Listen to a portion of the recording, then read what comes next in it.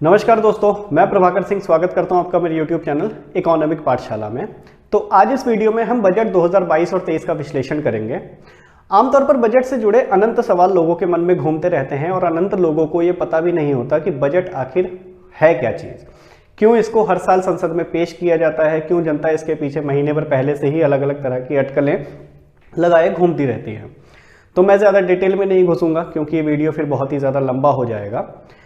इस वीडियो में यानी कि ये वीडियो बनाने से पहले मैं ये मान्यता मान ले रहा हूँ कि आप बजट की जितनी भी आधारभूत जानकारियाँ हैं, यानी कि क्यों इसको बनाया जाता है, क्यों इसको संसद में पेश किया जाता है वगैरह वगैरह, इन सभी से आप अवगत हैं।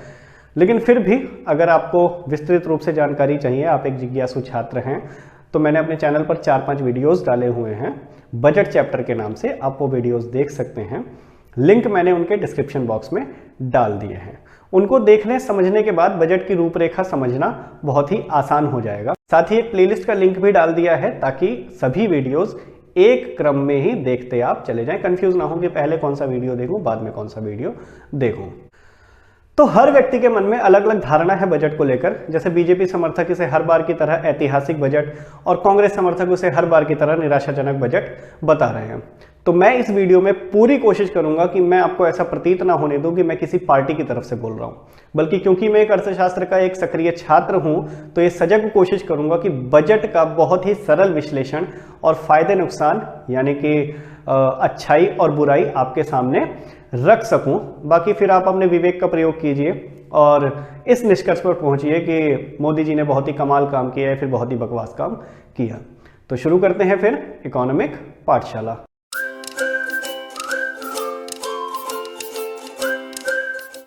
तो इस वीडियो में हम विश्लेषण करेंगे 2022-23 के बजट की हाइलाइट्स क्या हैं, किस सेक्टर को क्या मिला, सरकार ने क्या क्या योजनाएं लॉन्च की और भविष्य में क्या क्या करेंगे, और फिर हम ये समझेंगे कि ये बजट खास क्यों है, सरकार की क्या क्या उपलब्धियां रहीं, फिस्कल डेफिसिट साल दर साल कैसे परिवर्तित हुआ, और अंत में हम ये समझेंगे, जिसके लिए आप यहाँ तक आए हैं, कि मोदी सरकार ने बहुत ही कमाल काम किया या फिर बहुत ही बकवास काम किया, यानी कि इस बजट के क्या गुण हैं और क्या दोष हैं। तो टॉपिक की शुरुआत करने से पहले बस 2-3 पॉइंट जल्दी से समझ लेते हैं कि बजट क्या होता है, क्यों होता है और कौन इसको पेश करता है और कब। तो बजट क्या होता है, साफ सीधे शब्दों में पैसों का आवंटन कर लेना बजट कहलाता है। आपके घर में एक वेतन आता है और वेतन आने से पहले ही उसका आवंटन कर लिया जाता है, एलोकेशन कर लिया जाता है कि कुछ पैसा दूध वाले के लिए, कुछ पैसा राशन के वाले के लिए, कुछ पैसा बच्चों की पढ़ाई के लिए वगैरह वगैरह, उसका एलोकेशन कर लिया जाता है। वही सीधे शब्दों में बजट होता है। हम घर के लिए भी करते हैं और ऐसे ही सरकार देश के लिए भी करती है।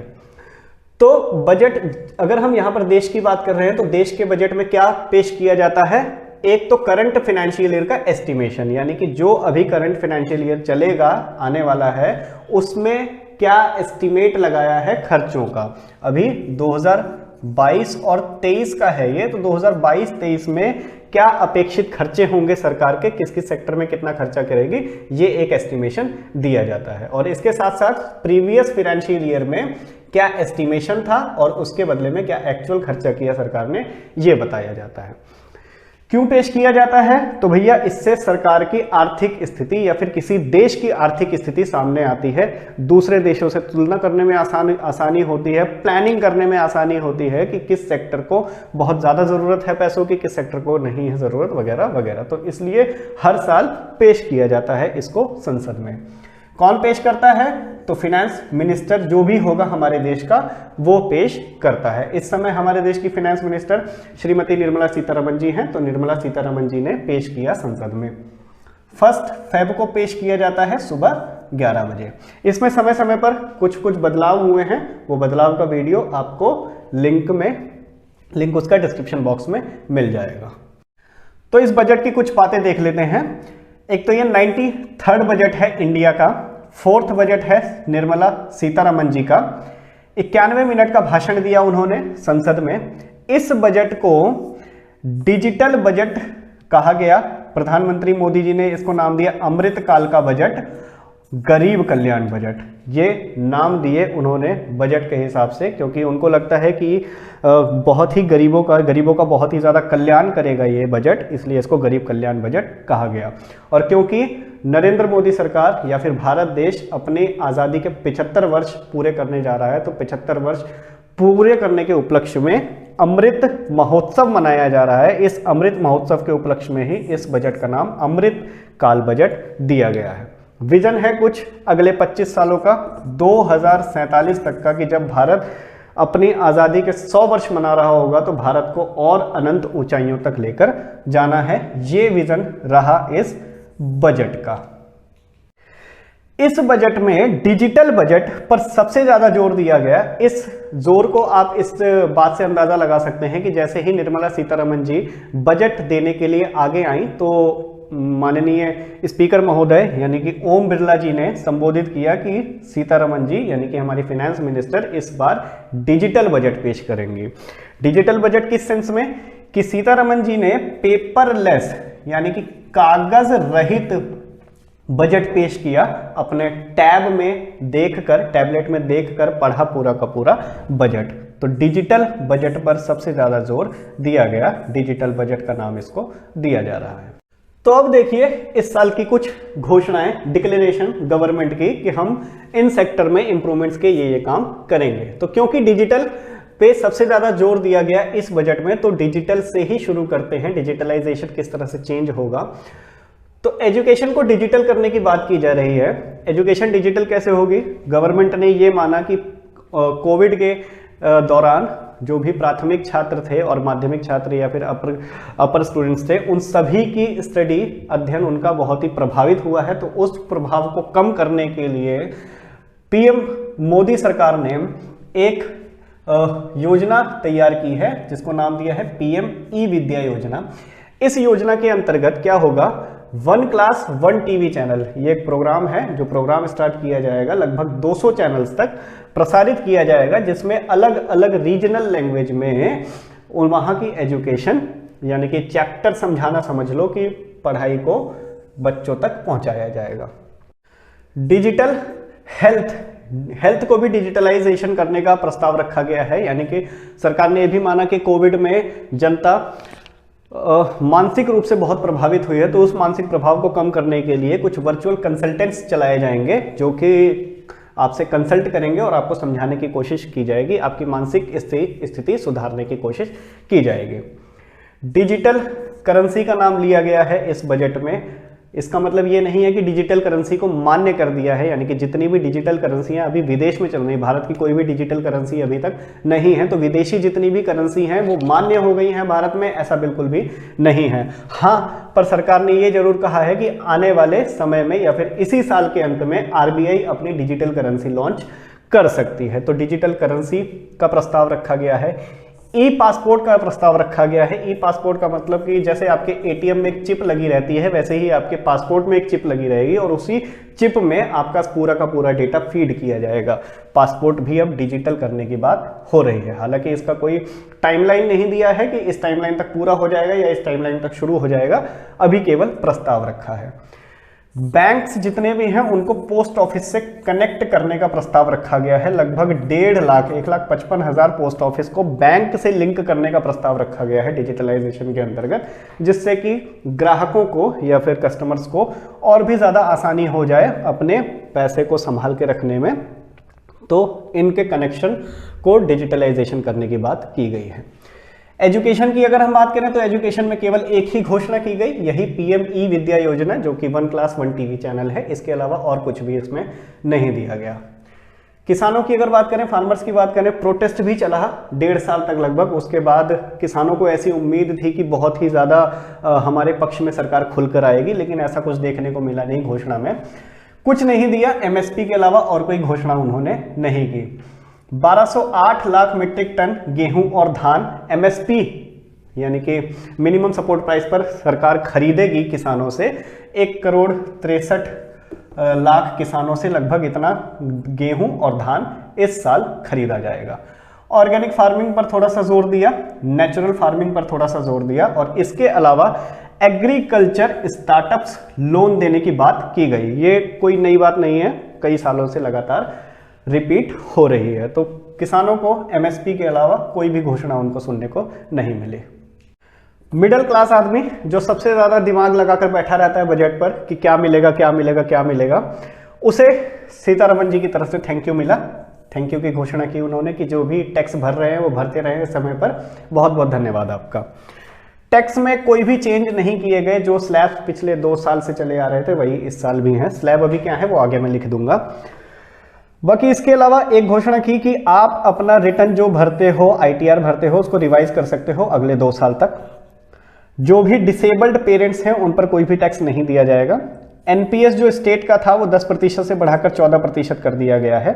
डिजिटल करेंसी से अगर आप कोई भी धन कमाते हो तो उसका 30% आपको टैक्स सरकार को देना पड़ेगा।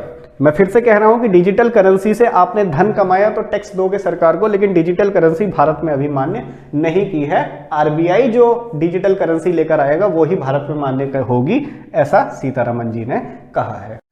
इकोनॉमी एक्सटेंशन की बात की गई, बढ़ाने की बात की गई अर्थव्यवस्था को, तो उसके लिए आत्मनिर्भर भारत पर जोर दिया गया, मेक इन इंडिया पर जोर दिया गया, फॉरेन डायरेक्ट इन्वेस्टमेंट पर जोर दिया गया। इसके अलावा भारतीय सरकार पैसा कमाने के लिए 2 और तरीके, 5G स्पेक्ट्रम और मोस्ट अवेटेड IPO LIC का IPO इस साल लॉन्च करने की बात उन्होंने की। इसके अलावा बजट का केंद्र बिंदु, रोमांच का केंद्र बिंदु PM गति शक्ति, इस पर बहुत ही देर तक सीतारमण जी ने बात करी। आधारभूत संरचना के बारे में है, इंफ्रास्ट्रक्चर के बारे में है, और एक देश के लिए इंफ्रास्ट्रक्चर कितना जरूरी है। इंफ्रास्ट्रक्चर जितना अच्छा होगा देश उतना ही विकसित होता चला जाएगा। तो आधारभूत संरचना मजबूत होना देश की बहुत बड़ी बात होती है। तो भारत में भी गति शक्ति, PM गति शक्ति के नाम से आधारभूत संरचना को मजबूत करने के लिए कुछ बातें की गई। कैपिटल एक्सपेंडिचर बढ़ाया जाएगा 34% लगभग। इंफ्रास्ट्रक्चर पर ही खर्च किया जाएगा सारा का सारा। सड़कें बनाई जाएंगी, हॉस्पिटल्स बनाए जाएंगे, स्कूल्स बनाए जाएंगे नए नए। इसके अलावा 16 मंत्रालय एक प्लेटफॉर्म पर जोड़ने का प्रस्ताव रखा गया है। अगले 3 सालों की कुछ घोषणाएं की गई हैं। जो प्लान है नेक्स्ट 3 ईयर्स में, 400 नई वंदे भारत ट्रेन लॉन्च करने का प्लान है। 25,000 किलोमीटर हाईवे बनाने की घोषणा की गई है, इतना काम किया जाएगा। इसके अलावा एक प्लान है 1 प्रोडक्ट 1 स्टेशन, यानी कि एक स्टेशन किसी न किसी एक प्रोडक्ट के लिए निर्धारित किया जाएगा, वो उसी प्रोडक्ट के नाम से ही विख्यात होगा। फिर 100 नए कार्गो टर्मिनल बनाए जाएंगे। 80 लाख नए घर बनाने की घोषणा की गई है। कॉर्पोरेट के लिए अगर हम बात करें तो कॉर्पोरेट के लिए को भी कुछ ज्यादा घोषणा नहीं हुई। नॉमिनल टैक्स चेंज किए हैं, 18% से 15% कर दिया गया है, और सरचार्ज 12% से 7% कर दिया गया है। ये तो हो गई घोषणाएं। इसके अलावा अगर मैं अचीवमेंट्स पे बात करूं अगर बजट में, तो बजट के भाषण में अचीवमेंट्स 0 बताया गया कि हमने पिछले साल क्या अचीव किया। हाँ, 40 लाख करोड़ का बजट है हमारा अब तक का सबसे ज्यादा, और जनवरी 22 में जो GST कलेक्शन हुआ वो 1,40,000 करोड़ का रिकॉर्ड कलेक्शन है। ये अभी तक का, जब से भी GST इंप्लीमेंट हुआ है तब से लेकर अब तक जनवरी में सबसे ज्यादा कलेक्शन की है। तो ये 2 अचीवमेंट्स पे बात हुई। अब बढ़ते हैं उस टॉपिक की तरफ जिसके लिए आप इस वीडियो के अंत तक आए हैं, मेरिट्स और डीमेरिट्स, यानी कि अच्छाइयाँ और बुराइयाँ, गुण और दोष क्या हैं इस बजट के। तो गुड है कि डिजिटल पे बात की गई। जितनी भी चीज़ें डिजिटलाइजेशन करने की बात चल रही है वो अच्छी चीज़ है, देश में होनी भी चाहिए। एजुकेशन डिजिटल हो, हेल्थ डिजिटल हो, या फिर पासपोर्ट डिजिटल हो, बहुत अच्छी चीज़ है। उसके साथ साथ 5G का स्पेक्ट्रम बेचने की बात की गई, क्योंकि इंटरनेट की स्पीड नहीं होगी तो डिजिटलाइजेशन करके करेंगे क्या। PM गति शक्ति बहुत अच्छा विजन है, काम करना चाहिए सरकार को इस पर सजग रूप से। आधारभूत संरचना क्योंकि देश के लिए बहुत ही महत्वपूर्ण भूमिका रहती है हमेशा। कोई भी टैक्स में चेंज नहीं हुआ, अगर बढ़ाया नहीं घटाया नहीं तो कम से कम बढ़ाया भी नहीं, हम इसको पॉजिटिव वे में लेकर चलते हैं। No tax change. हालांकि कुछ जनता कह रही है कि टैक्स चेंज या फिर बढ़ाकर घटाकर करोगे क्या, आय भी तो हमारी उतनी है, कम और हो रही है उल्टा। एनीवेज, तो नो टैक्स चेंज, इसको हम गुड में लेकर चल रहे हैं। एमएसपी पर सरकार ने बात की, इसको मैं गुण पर लेकर चल रहा हूं क्योंकि किसान बहुत ही दिनों से अपना प्रोटेस्ट कर रहे थे, नाराज से लग रहे थे, उस पर एमएसपी का आश्वासन दिया उनको, ये मैं गुण में लेकर चल रहा हूं। तो एमएसपी पर बात की, ये एक मेरिट है इस बजट का। इसके अलावा बजट का मेरिट जो मैंने बताया, अचीवमेंट भी है कि 40 लाख करोड़ का बजट हमारा हो गया है और उसके बाद जीएसटी के कलेक्शन रिकॉर्ड तोड़ हो रही है। ये बहुत अच्छी चीज़ है देश के लिए कि देश में पैसा आ रहा है, जितना ज़्यादा पैसा आएगा उतने ही ज़्यादा विकास के काम भी होंगे। अब बात करते हैं डीमेरिट्स पर। अब आप लिस्ट देखकर ही समझ गए होंगे कि मेरिट्स मैंने बहुत ही कम लिखे हैं, डीमेरिट्स की संख्या बहुत ही ज़्यादा है। तो शुरुआत करते हैं फिस्कल डिफिसिट से, राजकोषीय घाटे से। ये अप्रॉक्स 7% है। ये चिंता का विषय है थोड़ा सा, क्योंकि हालांकि पिछले कुछ सालों में, अभी मैं एक लिस्ट बनाऊंगा, एक टैक्स का स्लैब बनाऊंगा और उसके साथ में कैसे कैसे चेंजेस हुए हैं फिस्कल डिफिसिट में साल दर साल 2015-16 से लेकर, वो एक टेबल बनाऊंगा। तो 3-3.5% 2015 से शुरू होकर वो 9% तक गया था एक समय पर, जब हमारे देश में पेंडेमिक था। पेंडेमिक के समय में 9% तक गया था। उसके बाद इसको कम कर 7% पर लेकर आए हैं और अगले साल तक इसका टारगेट 6.4 रखा गया है। हालांकि कितना अचीव होगा ये नेक्स्ट ईयर ही पता चलेगा। तो 7% अप्रॉक्स ये फिस्कल डेफिसिट थोड़ा सा चिंता का विषय हो सकता है। फार्मर्स के बारे में बहुत ही कम बात हुई।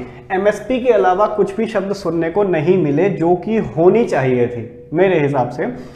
रूरल पॉवर्टी पे यानी कि गरीबी पे कोई भी बात नहीं की, ग्रामीण गरीबी पर कोई भी बात उन्होंने नहीं की। 2022 में किसान की आय दुगनी हो जाएगी, उस पर कोई भी बात नहीं की।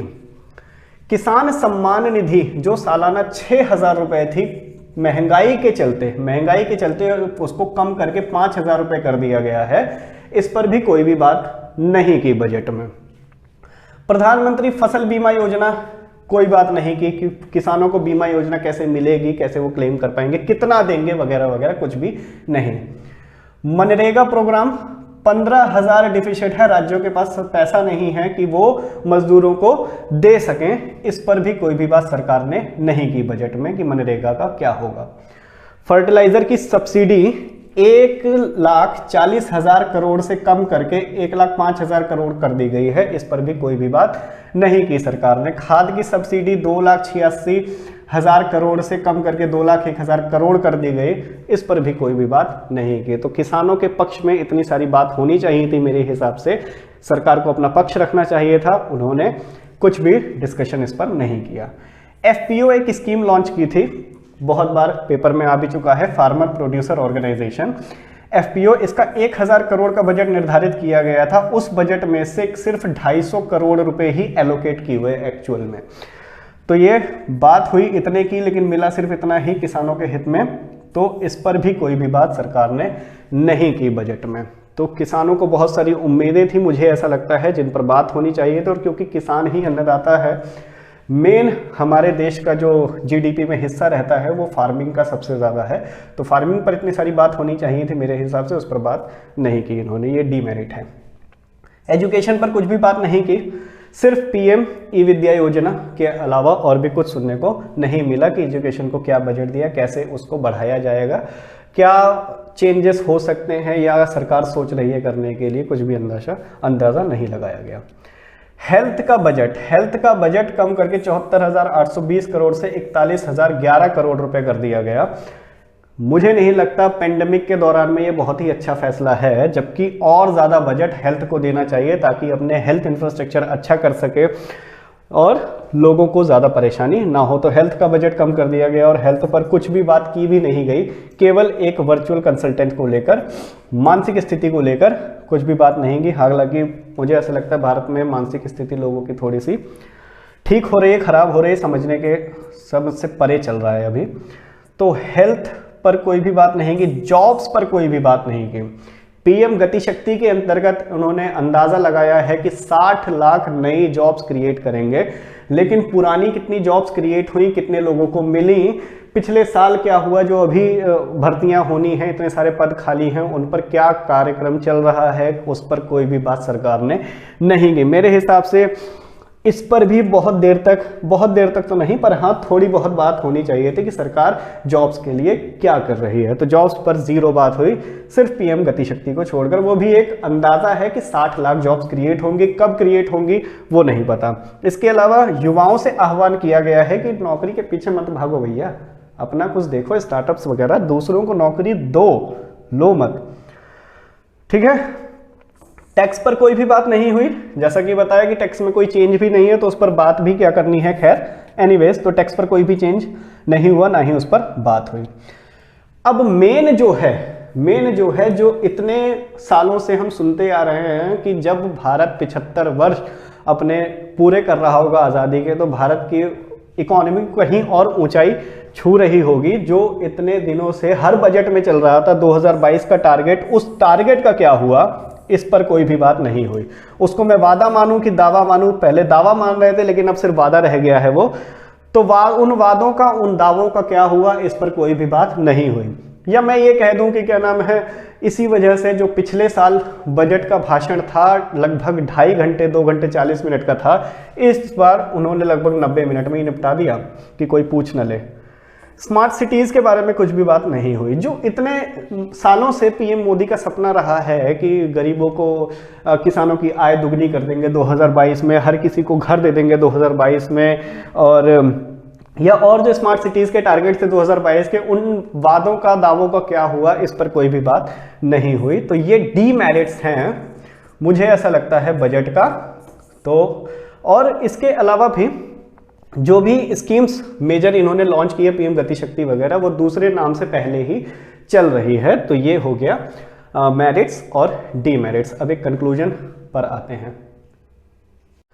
तो ये है टैक्स स्लैब अभी करंट में जो चल रहा है, ओल्ड और न्यू। इससे बहुत ही अच्छे तरीके से आप अवगत भी होंगे कि अगर आप पुराना वाला स्लैब चुनते हैं तो आपको जो 80C में छूट मिलती है वो मिल जाएगी, लेकिन अगर आप ये नया वाला स्लैब चुनते हैं तो आपको जो 80C में छूट मिलती थी वो छूट नहीं मिलेगी, बस आपका स्लैब कम हो जाएगा। तो पुराना स्लैब है कि 0 से 2.5 लाख रुपए की इनकम में आपको कोई टैक्स नहीं लगता, 2.5 लाख से 5 लाख में 5% लगता है, 5 से 7.5 में 20, 7.5 से 10 में भी 20, और 10 से ऊपर जितना भी है वो 30% का टैक्स लगता था। नया वाला इसको कम करके 0%, 5%, 10%, 15%, 20%, 25 और 30 कर दिया गया था। बस आपको इसमें छूट मिल जाती है 80C की, और इसमें छूट नहीं मिलती अगर आप स्लैब चुनते हो ये वाले। तो डिफिसिट का ट्रेंड है 15-16 से लिया है, तो 15-16 में 3.9% था फिस्कल डिफिसिट, 16-17 में ये कम होकर 3.5% हो गया, 17-18 में 3.5 स्टेबल रहा, 18-19 में कम होकर 3.4% हो गया, 19-20 में बढ़ गया ये 4.6% हो गया, फिर 20-21 में 9.2% हो गया। ये कोविड महामारी के दौरान की बात है। 21-22 में ये 6.9% हो गया, कम होकर अब ये 22-23 में इसको 6.4% रखने का अंदाजा लगाया गया है। अब बढ़ते हैं निष्कर्ष की तरफ, कंक्लूजन। तो कंक्लूजन इसका मैं नहीं निकाल रहा हूं, मैं इसको आपके विवेक पर छोड़ रहा हूं। आप अपने विवेक का प्रयोग कीजिए और समझिए कि क्या बजट उतना खराब है जितना खराब बताया जा रहा है, या उतना अच्छा है क्या जितना अच्छा उसको बताया जा रहा है। मैं बस 2-3 बातें कहकर अपने टॉपिक को खत्म करूंगा कि एमएसपी की बात की इन्होंने कि एमएसपी दर पर किसानों से 2,37,000 करोड़ रुपए का धान और गेहूं खरीदा जाएगा। वहीं पिछले साल से अगर मैं तुलना करूं तो पिछले साल ही ये 2.48 करोड़ था, पिछले साल ही ज्यादा था। इस साल जिस उत्साह के साथ इसको बताया गया कि इतना पैसा हम किसानों को देंगे एमएसपी पर माल खरीद के, उससे ज्यादा तो पिछले साल ही ये कर चुके थे।